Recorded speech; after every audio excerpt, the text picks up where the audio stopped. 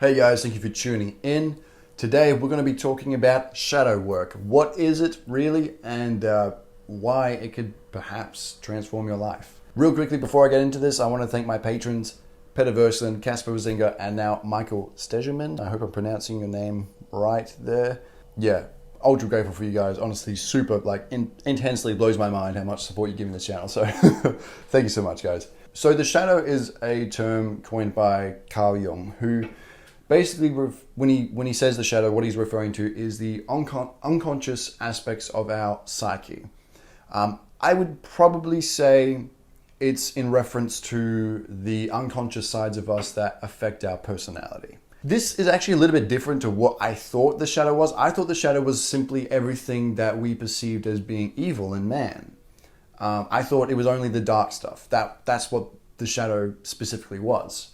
So when I heard about, this idea of diving into your shadow in order to come out on the other side and be a better person, I thought, maybe it's possible, but maybe it's also just an idea that kind of people who are going through some intense depression have to keep themselves in a state of depression. It's very hard for someone to think positively if they've got this idea that, well, if I go even further into my darkness, I will come out of it with this insane answer that nobody else has claimed yet. I was always kind of hesitant to actually dive into shadow work in the past, but it turns out that's not what shadow work is at all. Yes, it does include the aspects of man that are evil, because obviously if you are seeing something in the outside world and you're perceiving it as evil, evil is kind of something that's monstrous, that's not human. So if you are perceiving something as evil in the outside world, chances are you're not recognizing that quality within yourself. So in other words, it's an unconscious quality that is still in you and it's affecting you in your psyche, but that you're just refusing to acknowledge. And this is one of my favorite things about the shadow, or the idea of, the shadow and shadow work, is that it kind of hinges on the idea that the outside world is very much a reflection of our mind, and that we are, in a literal way, existing within our own psyche. So experiences you go through, certain circumstances that you're met with, certain relationships that you have in your life, positive or negative, there's always a message to glean from it, because there's a reason why you're experiencing it. It's not just some arbitrary sensory input that you're receiving when you navigate life. This is very much a subjective experience that's being channeled into your mind, and your awareness is highlighting certain aspects of your experience for a very certain and specific reason. And so one of the best ways to actually perform shadow work is to recognize people in the outside world who trigger you in a negative way. Because as I was saying before, chances are if you are experiencing somebody who has a trait that you would consider evil, it's a quality of yourself that you're not integrating. This is all well and good. I'm sure a lot of people already knew this. The shadow and the idea of the shadow is a pretty, well-known concept, especially in the spiritual community. But what I never quite got was that I thought that perhaps when I met somebody who, was evil or, just triggered me, evil is an intense word, is used a lot in shadow work. Let's just say when we meet somebody who triggers us, I kind of thought what I was seeing was a trait about myself that I didn't like. But of course, the shadow is not just everything you don't like about yourself. It's everything that you don't know about yourself. It's the unconscious mind. So I would see somebody who was perhaps let's say really cowardly or something along those lines, and I'd say, I guess I'm seeing a reflection of me. And I just wouldn't really think about it a lot. I'd be like, I guess I'm cowardly in this way and this way and, whatever. As I did some research into this, I realized it's not going to be so easy to recognize where this trait that is triggering you resides in yourself. Because it's in your unconscious, it's in the shadow. You're going to have to dive deep to recognize it in yourself. I started looking up some different techniques, and one of the first ones was my favorite ones was to find a person in the outside world who triggered you and determine what it is about them that is bothering you. So at first I was like, I was going through my friends. I was like, there's not really anyone who I dislike in my life. So I was like, okay, well, we've probably done some pretty good shadow integration then, if that's the case, I thought at first.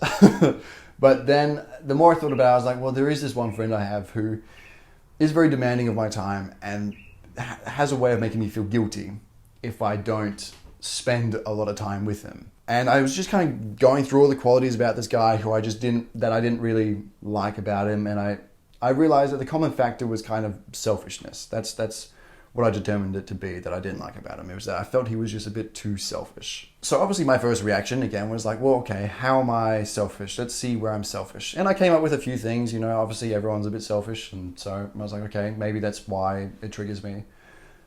But then the next step was to accept this trait within them. Simply sit in it and try and understand why they are like this, how it benefits their life. And I didn't kind of say it in these words, but this is just kind of how I, framed it in my mind to begin accepting this trait. As I did so, I broke down what selfishness is. Selfishness is the label I applied to it when I decided that that quality of being is evil, is bad, and I don't want to be that. But as I lifted that label away, as I said, it's not actually evil. Once I did this, I broke down what it really is. Well, there's a high degree of assertiveness in this person, and there's an intense amount of confidence in one's perspective with this person. And as I started doing this, I realized I don't relate to those traits as much as I feel I'm lacking those traits. And that's kind of when it clicked what the shadow is. The shadow is the part of your psyche that you are suppressing, that you're repressing, that you are forcing away from your persona, which is the thing that you share with the outside world and most likely share with yourself. It's the thing that you're trying to convince yourself you are. So if you have qualities that you perceive as evil in the outside world, these are qualities that do exist inside you somewhere that you are forcing away from your experience, that you are forcing away from the person that you want to be. However, you're causing a state of imbalance within yourself because it's there. It's there inside you. You're just refusing to acknowledge it. So the case is probably as a kid, I had a high degree of selfishness. I was too assertive to the point where perhaps I was too aggressive or something like that. I met resistance in the outside world. And with this resistance, I said to myself, oh, okay, this way that I'm acting is bad. I don't want to be this. I'm not this. I get rid of these traits, or so I thought. But really, I just stuffed them down deep inside me and refused to acknowledge them for years and years and years. What happened then was what sprouted was counter shadow traits or something like that. What I thought was me being a good person was actually me being too unassertive, was actually me lacking confidence, being full of too much self-doubt. I thought my self-doubt was just me being a realist. I thought my unassertiveness was me being nice, which is what we should be. I didn't realize that these were actually traits that were hindering me from being the person I wanted to be because my mind was too focused on scoping my personality for this thing that I deemed bad, which is selfishness in general. It couldn't see any selfishness in being unassertive, and it said, okay, that's good, let it go through. This is the imbalance that's caused when you do not accept parts of yourself. Now, life demands balance. And so what happens is you're most likely to attract people who kind of, if you're lacking in one trait, you're going to attract people who have too much of that trait, perhaps. Unfortunately, Carl Jung says that the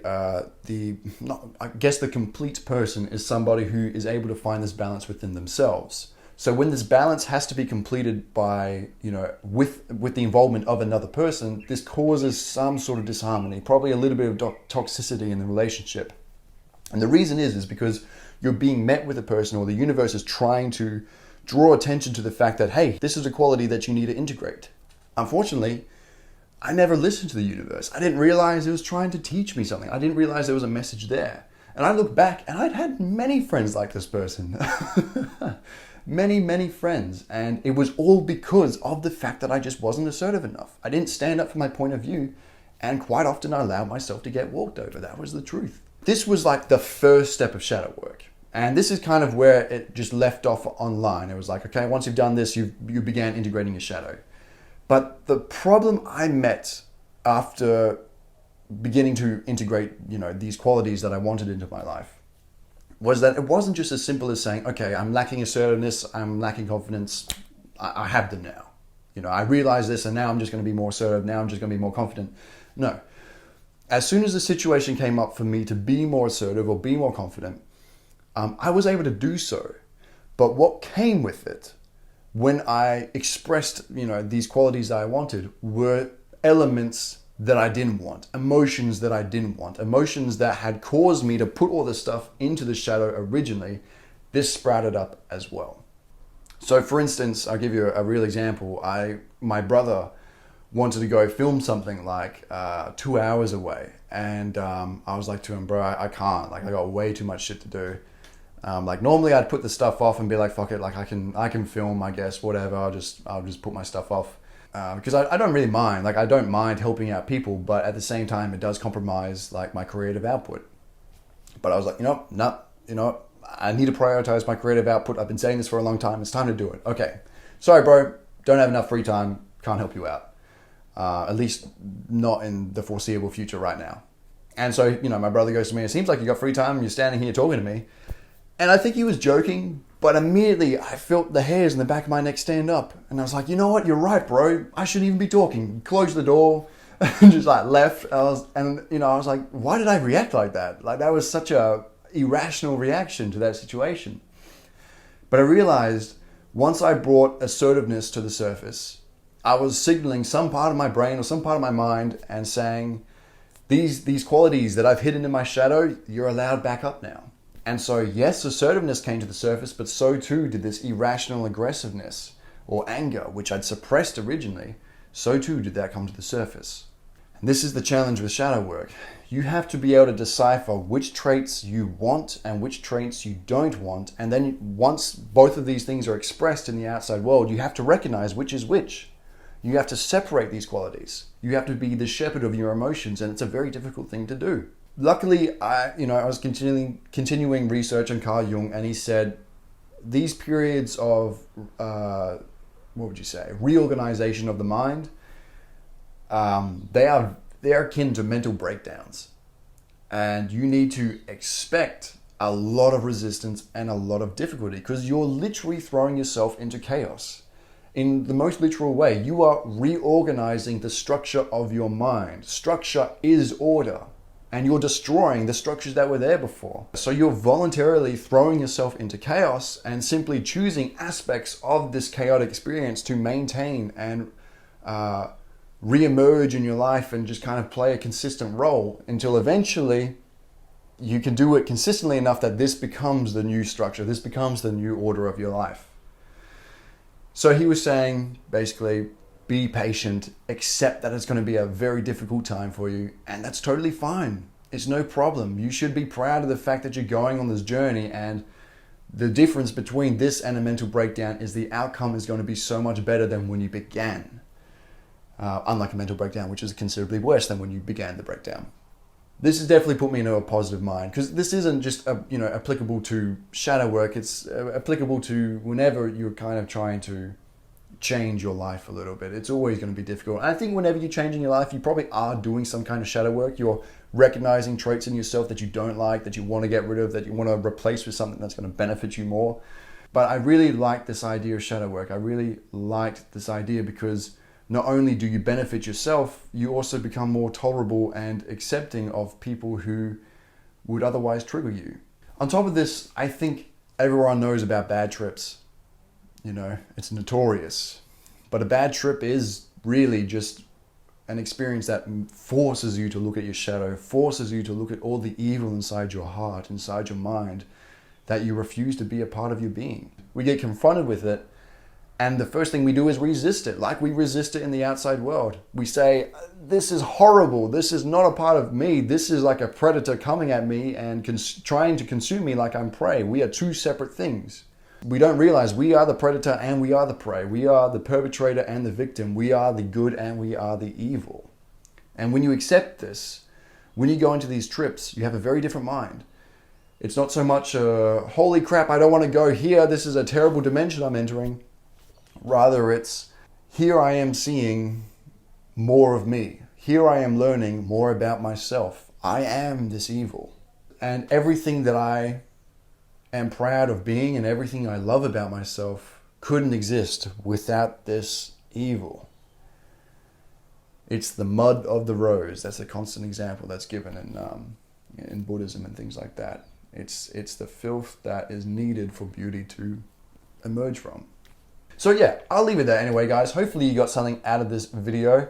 I know it was a bit of a casual one, but you know, I just felt like sharing with you what I'm going through and hopefully help some of you guys as well. If you had any information to share with me on shadow work, please chuck it down below in the comments, because it's not something I've been researching intensely for too long. And I also wanted to thank all the patrons on the page right now. I'm so grateful for the support you guys give. For real, thank you. But yeah, I'll leave it there, people. Hope you're having a great day. If you're not, make it a great day. And I'll see you all soon. Peace.